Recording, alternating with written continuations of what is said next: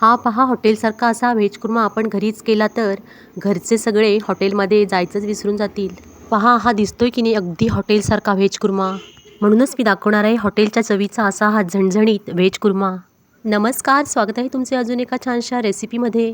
प्रथम आपण एक वाटण करून घ्यायचं आहे. इथे मुठभर मी ओले खोबरे घेतले आहे, एक मोठा कच्चा कांदा घेतला आहे, मुठभर कोथिंबीर घेतली आहे, अर्धा चमचा जिरे घेतले आहे, 4-5 लसूण पाकळ्या घेतल्या आहेत, अर्धा इंच आले आणि 1 चमचा तीळ घेतले आहे.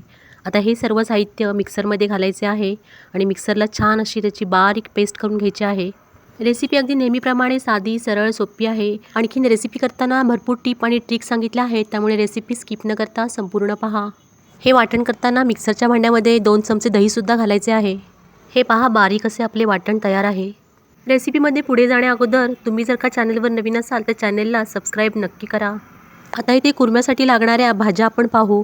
त्यासाठी इथे मी एक मोठा बटाटा घेतला आहे बारीक चिरून आणि वाटीभर ओले मटार घेतले आहेत. बटाटे काळे पडू नयेत म्हणून पाण्यात ठेवले आहेत. आणि मीडियम साईजचे एक गाजर घेतले आहे, एक मोठा टोमॅटो बारीक चिरून घेतला आहे आणि एक मोठी शिमला मिरचीसुद्धा बारीक चिरून घेतली आहे. तुम्ही या भाजीमध्ये फ्लॉवरसुद्धा घालू शकता. आता इथे एका कढईमध्ये मी 2 मोठे चमचे तेल घेतले आहे आणि तेल तापल्यावर त्यामध्ये मोहरी 1 चमचा आणि जिरे 1 चमचा घालून छान तडतडू दिले आहे.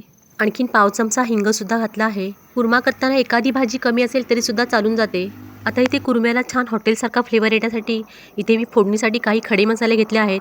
त्यामध्ये 2 लवंगा आहेत, 4 काळी मिरी आहे, एक मोठा तुकडा दालचिनीचा आहे आणि एक मसाला वेलची आणि 2 तमालपत्रे आहेत. ते सुद्धा मी आता फोडणीमध्ये घातले आहे आणि 4-5 कढीपत्त्याची पानेसुद्धा घातली आहेत. आता मसाल्याचा छान सुगंध सुटल्यानंतर मगाशी मिक्सरला वाटलेला मसालासुद्धा घालायचा आहे. वाटलेल्या मसाल्यामधील कांदा कच्चा असल्यामुळे मसाला छान तेलावरती तेल सुटेपर्यंत अगदी बारीक गॅसवर छान असा परतून घ्यायचा आहे. हा मसाला बारीक गॅसवर 2 ते 3 मिनिटे तरी छान असा परतायचा आहे. मी इथे कांदा घेताना कच्चा घेतला आहे, पण तुम्ही तेलावर जर तळून घेतलात तरीसुद्धा चालेल.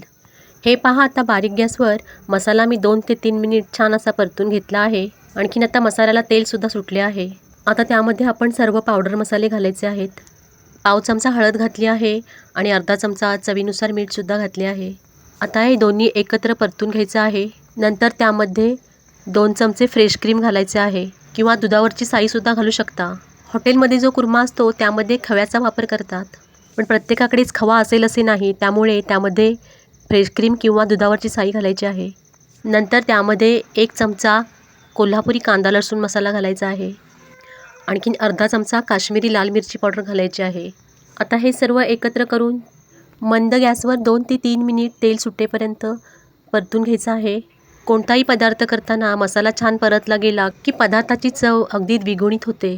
त्यामुळे मसाला परतत असताना अजिबात घाई करायची नाही. हे पहा मसाला छान परतला गेला आहे. आता त्यामध्ये मिक्सरचे भांडे जे होते ते विसळून घालायचे आहे, म्हणजे तळाशी मसाला करपणार नाही. आता थंडीचे दिवस आहेत, त्यामुळे बाजारामध्ये खूप साऱ्या ताज्या ताज्या भाज्या यायला लागल्या आहेत. तेव्हा असा कुर्मा तुम्ही नक्की करून पहा. हा मसाला छान आता परतला गेला आहे. आता त्यामध्ये 2 ते 3 चमचे कांदा आणि खोबऱ्याचे वाटण घालायचे आहे.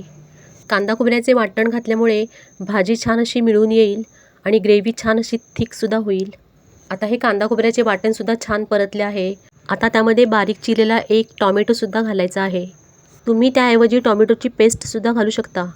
टॉमॅटो मसाल्यामध्ये छान शिजण्यासाठी 2 ते 3 मिनिट झाकण ठेवून द्यायचं आहे. हे पहा 2 ते 3 मिनिटांनी टॉमॅटो छान आता विरघळला आहे. आता त्यामध्ये 2 चमचे शेंगदाण्याचे कूट घालायचं आहे. शेंगदाण्याचे कूट ऑप्शनल आहे, तुम्हाला आवडत असेल तर घाला, पण शेंगदाण्याचे कूट घातल्यामुळे ग्रेव्ही छान अशी थिक होते. आता त्यामध्ये एक बारीक चिरलेली शिमला मिरची घालायची आहे आणि एक चिरलेले गाजरसुद्धा घालायचे आहे. लगेचच त्यामध्ये बटाटा आणि मटारसुद्धा घालायचे आहेत. माझ्या रेसिपी आवडत असेल तर रेसिपीला एक लाईक नक्की करा. आता हा मसाला सर्व भाज्यांना लागेपर्यंत एकजीव होईपर्यंत छान असं परतून घ्यायचं आहे. हे पहा आता इथे मसाल्याला छान असं तेल सुटलं आहे. आता यामध्ये गरम केलेले पाणी घालायचे आहे. पाणी ह्या भाजीमध्ये गरमच घालायचे आहे, म्हणजे भाजीला तर्री छान येते आणि भाजीला स्वादसुद्धा मस्त येतो. हे पहा तुम्ही पाहू शकता भाजीला तर्री किती मस्त आली आहे. अगदी हॉटेलसारखी दिसते आहे की नाही.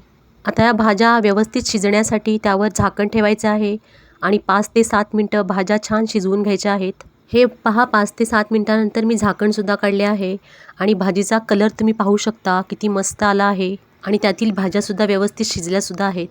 आता ह्या कुर्म्यामध्ये बारीक चिरलेली कोथिंबीर घालायची आहे. अशी ही व्हेज कुर्म्याची रेसिपी तुम्ही माझ्या पद्धतीने एकदा नक्की करून पहा, तुम्हाला नक्कीच आवडेल.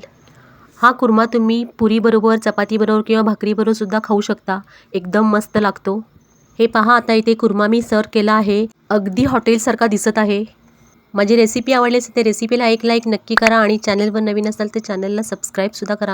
आणखीन बाजूला दिलेल्या बेल आयकॉनवर क्लिक करा, म्हणजे येणाऱ्या व्हिडिओची नोटिफिकेशन तुम्हाला सगळ्यात अगोदर मिळेल. रेसिपी पाहिल्याबद्दल सगळ्यांचे खूप खूप धन्यवाद. आता भेटू पुढील रेसिपीमध्ये. तोपर्यंत नमस्कार.